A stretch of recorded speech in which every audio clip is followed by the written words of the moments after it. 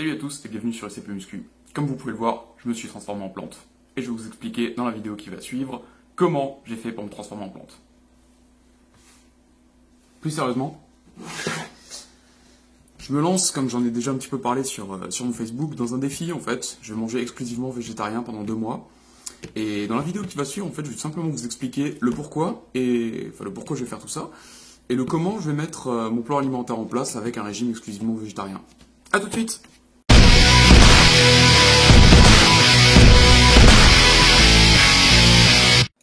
Ok les amis, donc je vais vous présenter mon VG Challenge de 60 jours. Donc en quoi ça consiste? Tout simplement, pendant 60 jours, je vais suivre une alimentation exclusivement végétarienne. Donc, le pourquoi je fais ça, c'est assez simple, c'est que depuis quelques temps, j'ai fait pas mal de recherches sur la question, simplement parce que je reste un petit peu secoué, on va dire, par le nombre d'athlètes qui passent au végétalisme récemment, les performances qu'ils affichent, le mieux-être dont ils font part, etc. Donc partant de là, je me suis posé pas mal de questions, j'ai commencé à étudier beaucoup la question du pourquoi certaines personnes se passent de viande et pourquoi, soi-disant, elles se sentiraient mieux. Donc ce qu'il en ressort, c'est tout simplement que on a plusieurs problèmes liés à la consommation de viande. La problématique principale étant leur toxicité au jour d'aujourd'hui.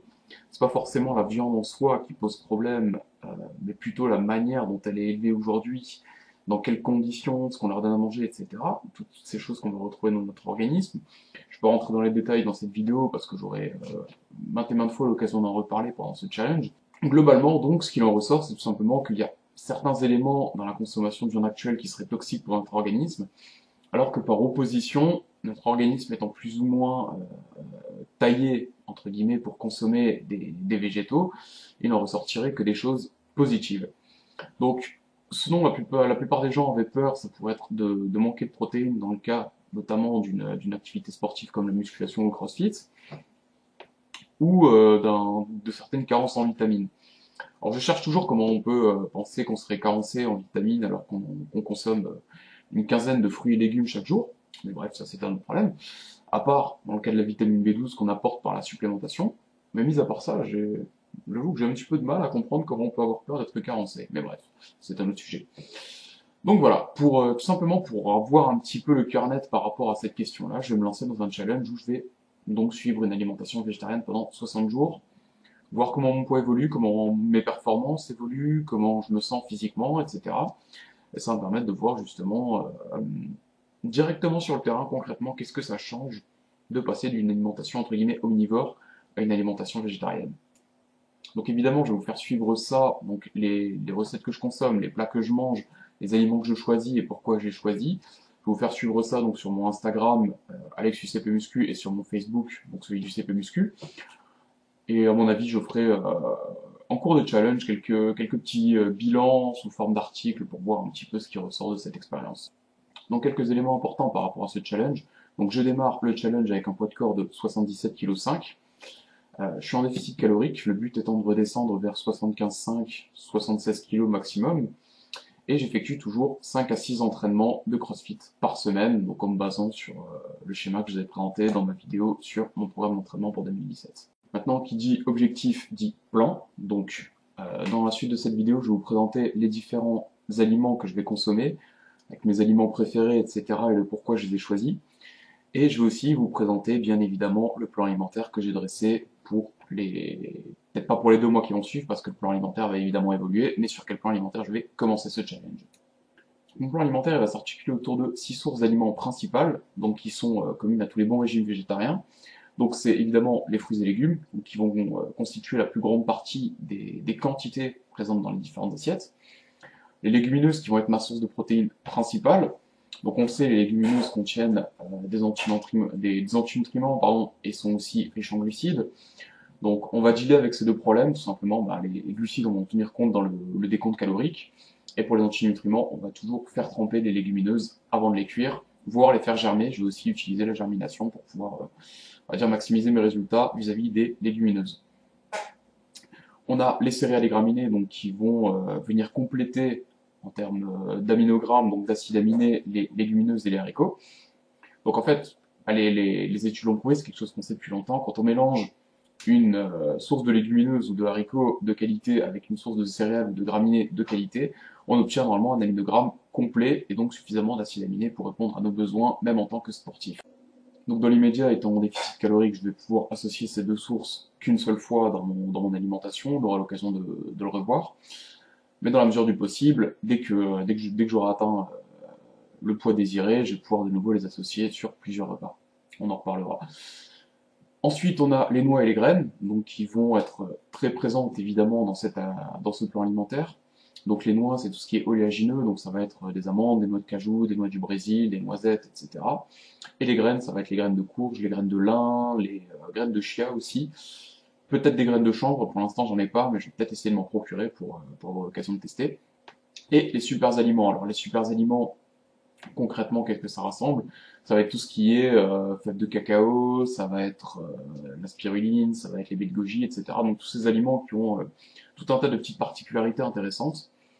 Et plus particulièrement, bah, ça va être dans l'immédiat et dès le départ, ça va être la spiruline qui va en fait nous permettre de venir ajouter une touche de protéines de qualité sur tous les repas qui en manqueraient un petit peu. On va dire que je vais le garder un petit peu comme un joker si j'arrive pas à atteindre mes 140-150 grammes de protéines par jour, je pourrais toujours compléter en ajoutant une petite cuillère à soupe de spiruline sur mes repas. Donc voilà, concrètement, tout va s'articuler autour de ces 6 sources d'aliments principales.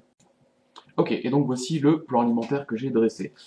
Donc, avant de vous décrire un petit peu le contenu de ce plan alimentaire, je vais vous expliquer déjà comment je le mets en place. Parce que ce qui rajoute encore une particularité dans mon plan alimentaire, c'est que je pratique le jeûne partiel. C'est-à-dire que je ne mange pas dans la première partie de la journée, autrement dit, la matinée. Pourquoi? Tout simplement parce que je m'entraîne le matin et que j'ai beaucoup de mal à faire un WOD bien intense, etc. avec le ventre rempli. C'est quelque chose qui ne passe pas chez moi. Alors qu'à jeun, justement, je suis beaucoup plus focus, concentré, etc. C'est pas du tout quelque chose que je recommande à tout le monde. Ça plaira pas à tout le monde de toute manière, mais moi c'est quelque chose qui me réussit bien. Alors, ce que je précise pas dans ce plan alimentaire, c'est que j'utilise une stratégie de complémentation pendant la phase de jeûne. Donc je vais consommer des acides aminés notamment, et différents autres compléments pendant la phase de jeûne. Et bien évidemment, pendant l'entraînement, j'utilise une boisson d'entraînement qui comprend des glucides, des acides aminés, de la glutamine. Et en post-entraînement, je passe tout de suite sur un petit shaker si je ne rentre pas immédiatement manger. Donc ça, c'est une petite particularité. Donc du coup, ça fait que mon premier repas, il a lieu généralement vers midi. Donc c'est mon déjeuner.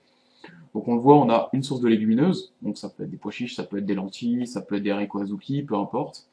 Là, j'ai basé la répartition calorique sur les pois chiches, parce que c'est ceux que je préfère, donc c'est probablement ceux que je vais consommer le plus souvent. Donc on en a 95 grammes. Donc on voit que ça fait 6 grammes de protéines, 57 de glucides, 5 grammes de lipides. Petite particularité, donc comme je le disais, les légumineuses, je vais toujours les faire tremper. Ça c'est la première des choses, avant de les cuire, avant de les consommer, je vais toujours les faire tremper pour éliminer un maximum d'antinutriments. Ou je vais les faire germer. Mais évidemment, je mangerai jamais 100 grammes de pois chiches germés, mais par contre, il est possible que j'en consomme 80 grammes de pois chiches cuits et 15 grammes de pois chiches germés. Ça, c'est tout à fait possible. Donc, deuxième aliment, ça va être les graines de courge. Donc, les graines de courge que j'ai placées là pour m'ajouter avant tout quelques protéines de qualité en plus.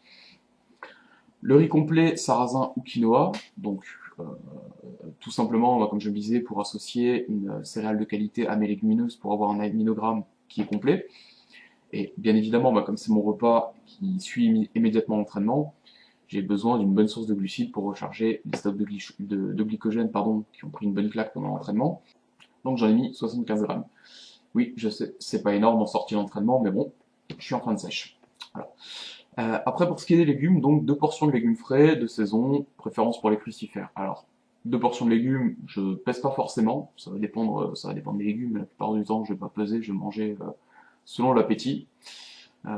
Frais de saison, toujours, parce que le but c'est de récupérer un maximum de nutriments de qualité. Et préférence pour les crucifères, pourquoi? Parce qu'on a vu que certains crucifères, notamment le brocoli, a un impact assez important sur l'aromatisation, donc qui est la conversion en fait de la testostérone en oestrogène, donc phénomène qui se passe simplement dans notre corps, hein, forcément. Donc c'est des légumes que j'ai tendance à favoriser, parce que pour moi c'est quelque chose forcément qui va influencer beaucoup nos progrès pas forcément sur le court terme, mais en tout cas sur le long terme. À plus forte raison immédiatement en sortie d'entraînement, c'est le moment où j'essaye d'optimiser autant que possible mon repas. Donc à cet endroit-là, typiquement mes 2 portions de légumes, ça pourrait très bien être une portion de chou rouge, une portion de brocoli. Donc j'ajoute de l'huile de colza. Pourquoi l'huile de colza à ce moment précis? Tout simplement parce que l'huile de colza contient les oméga 3 et que les oméga 3 en sortie d'entraînement, pareil, c'est quelque chose que j'essaie de valoriser dans la mesure du possible. Une portion d'oléagineux, donc qui constitue en fait mon dessert, en quelque sorte. Donc 30 grammes, 30 grammes pour venir compléter surtout ma portion de protéines et de lipides. Donc voilà, ce premier repas qui m'apporte 972 calories, donc qui comprend 39 grammes de protéines, donc je pense que c'est plutôt pas mal pour un repas végétarien, 121 grammes de glucides, donc vu que c'est encore une fois mon repas principal et qui suit immédiatement l'entraînement, c'est le repas le plus riche en glucides, même en phase de régime, et 36 grammes de lipides. Donc ensuite, deuxième repas, donc qui est ma collation en fait, et c'est là qu'on voit que je ne suis pas un régime végétalien, mais bien végétarien, c'est-à-dire que je me permets quand même d'inclure 2 œufs entiers, et toujours biologiques évidemment, dans cette collation. Donc en fait, j'ai simplement mélangé mes 2 œufs avec 20 grammes d'isolat de protéines de pois, donc qui est une protéine de très bonne qualité, mais par contre elle est vraiment pas bonne. Donc je vais la mélanger à de la farine de sarrasin, une banane, 2 œufs, et je vais faire un petit pancake avec ça. Et je vais y rajouter jusqu'à 2 portions de fruits selon l'appétit et le niveau d'activité. Donc typiquement, si je reste à mon bureau, ça va être une petite portion, par exemple ça va simplement être une clémentine. Par contre, si je sais que je vais me balader pas mal dans l'après-midi, je vais devoir faire pas mal de choses, me déplacer beaucoup, moi, je vais monter jusqu'à une pomme et 100 grammes de myrtille par exemple. Donc là, c'est quelque chose d'assez variable. Vous l'avez vu dans le plan alimentaire, sur les légumes, les fruits, je me laisse beaucoup de marge de manœuvre.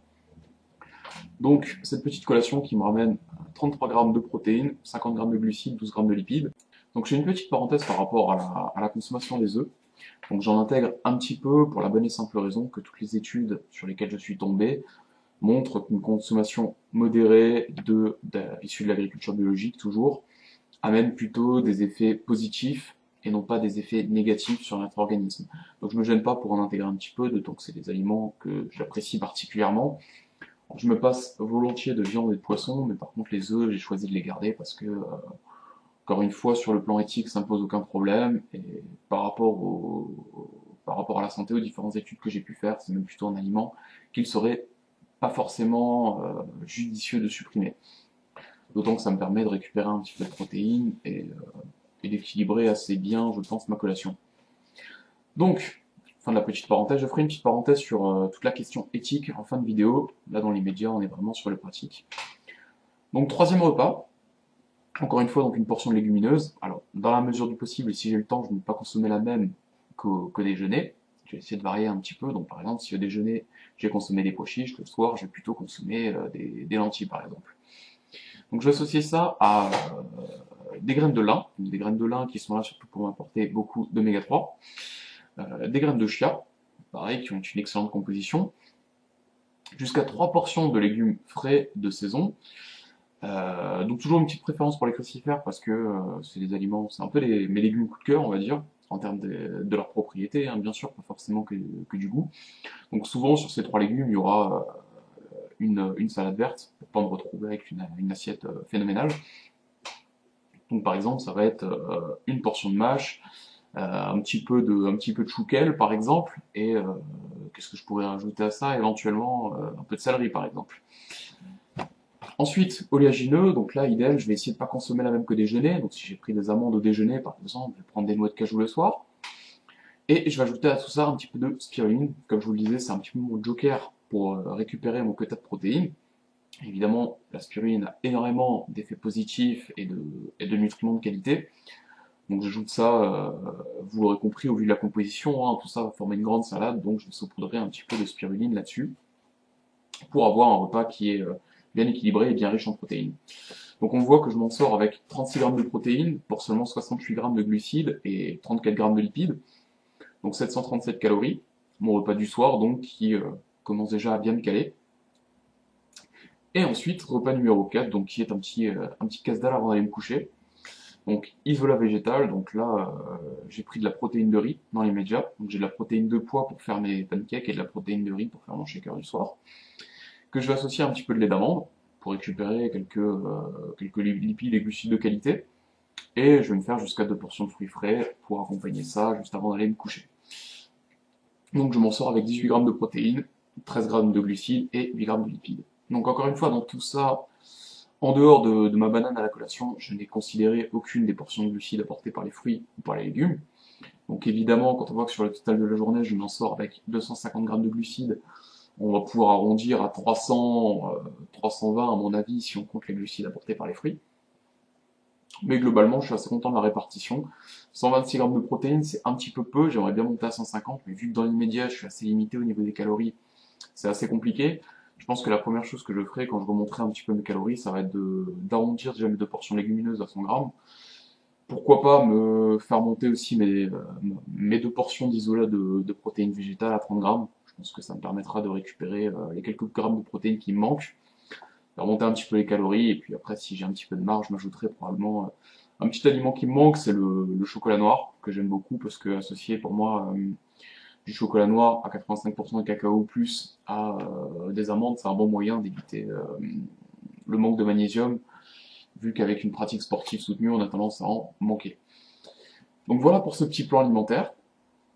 Donc, comme vous le voyez, c'est plutôt équilibré. Alors, je suis à 75 kg, j'ai 90 grammes de lipides, ça peut faire un petit peu beaucoup, mais étant donné que je réagis assez mal à une consommation très riche en glucides, si j'avais une répartition du type 320 grammes de glucides pour 75 grammes de lipides, j'ai tendance à faire du gras, malheureusement. Donc, je me retrouve à préférer souvent les lipides aux glucides. Donc finalement, c'est une répartition qui me convient très très bien. Comme dit, avec le temps, je vais essayer de remonter assez rapidement à 150 grammes de protéines. Et dans les 300 grammes de glucides, je serai assez content de pouvoir remonter à ce niveau-là. Mais dans l'immédiat, je m'en sors déjà pas trop mal comme ça. J'ai pas de problème d'appétit. Donc ça, c'est plutôt cool. Donc voilà, pour tous ceux qui pensent que c'est pas forcément possible d'associer une alimentation végétarienne ou végétalienne à un taux de protéines suffisant, bah ça peut vous prouver par A plus B que c'est pas forcément le cas. Quand vous associez bien les sources de légumineuses, les protéines végétales en poudre, les oléagineux, les graines, il n'y a pas forcément de problème à s'y retrouver. Alors après, certains vont avancer que l'aminogramme n'est pas forcément bon, mais encore une fois, dès que vous associez les bonnes sources ensemble, il n'y a pas non plus de problème réel avec l'aminogramme. C'est vrai que je triche un peu, je me suis gardé des œufs par attrait gustatif pour cet aliment-là. J'aurais pu les remplacer sans aucun problème par d'autres sources de protéines végétales, mais je les ai vraiment gardées parce que c'est tout simplement un aliment que j'affectionne assez particulièrement. Donc bien évidemment, je vais utiliser quelques compléments alimentaires pendant tout ce challenge. Donc le matin, des BCAA pour bloquer un petit peu le catabolisme pendant ma phase de jeûne. Je vais y ajouter de la glutamine, de la spiruline et un complexe multivitamine accompagné d'un supplément vitamine B12. La vitamine B12 étant la seule qui n'est pas apportée par une alimentation végétalienne. Au cours de l'entraînement, un mélange de BCAA et de glutamine. Au déjeuner, je prends des oméga 3, donc immédiatement avant l'entraînement. Et le soir, je prends du ZMA, donc zinc, magnésium et vitamine B6, des oméga 3 et de la vitamine D. Donc vitamine D que je prends le soir, il n'y a pas forcément de raison particulière, mais que je la prenne le matin ou le soir, ça ne change pas grand-chose. Pour moi, c'est juste un petit équilibre. Voilà donc les compléments que je vais utiliser en plus de ce plan alimentaire. Donc je profite de cette petite photo de Patrick Baboumian, qui est un champion de strongman vegan, c'est quand même assez rare pour être souligné, pour parler un petit peu des raisons éthiques en fait, liées à l'alimentation végane, au régime végétarien, etc. Donc concrètement, je pense qu'il y a deux raisons qui peuvent pousser une personne à se mettre au végétarisme, au véganisme. La principale étant avant tout éthique. Donc, bien évidemment, la plupart des gens qui se lancent dans ce type d'alimentation, c'est plus par opposition à la maltraitance animale ou pour des raisons écologiques évidentes. Et l'autre moitié, qui je pense une très large minorité, se lance dans ce régime-là parce qu'ils s'aperçoivent au fil de tout un tas de recherches, comme c'est mon cas, que ça peut être une très bonne solution pour leur santé et éventuellement même pour leur performance sportive. Donc, je fais ce test avant tout pour avoir le cœur net par rapport à l'efficacité d'une alimentation végétarienne ou végétalienne sur nos performances sportives, notre santé, notre état de forme, etc. Sur le développement physique aussi, bien évidemment, parce que ça fait beaucoup de bruit dans le milieu du culturisme. Beaucoup pensent que c'est pas possible d'avoir un physique suffisamment massif et musclé avec une alimentation végétarienne ou végétalienne, chose que j'aimerais mettre en pratique pour pouvoir le confirmer justement, ou vérifier du moins, le confirmer j'espère pas, mais au moins le vérifier. Euh, alors ça veut pas dire que je suis insensible aux questions éthiques qui poussent la plupart des véganes à sauter le pas, mais ce serait mentir que de dire que c'est ma priorité. Avant tout, je suis à la recherche de l'alimentation optimale pour notre santé. Point. Après, c'est clair que si j'en arrive au point de constater que c'est ça la bonne alimentation pour moi, peut-être pour tout un chacun, et qu'en plus, sur le plan éthique et sur le plan écologique, c'est la meilleure des options possibles, alors ce sera faire d'une pierre deux coups. Mais la priorité, c'est clairement, effectivement, de trouver ce qui correspond le mieux pour atteindre une santé optimale. Pour atteindre et pour conserver une santé optimale même. Donc voilà, j'en arrive à la fin de cette vidéo de présentation de mon VG Challenge sur 60 jours. Donc encore une fois, je vous invite à me suivre sur Instagram et sur Facebook pour suivre un petit peu l'avancée de mon challenge, et donc l'avancée de ma transformation en plante. Si on part du principe qu'on est ce qu'on mange, je devrais me transformer en sapin. Ça va être assez intéressant à suivre, et j'espère que ça vous plaira, que cette petite vidéo vous a éclairé un peu sur la manière dont on peut mettre en place un plan alimentaire végétarien tout en respectant ses macros. Donc voilà, j'espère que cette vidéo vous a plu. Si c'est le cas, mettez-moi un gros pouce bleu, partagez la vidéo autour de vous, partagez-la avec vos potes. Encore une fois, suivez le petit challenge, et je vous dis à très bientôt sur CP Muscu. Ciao ciao! Je s'appelle Groot.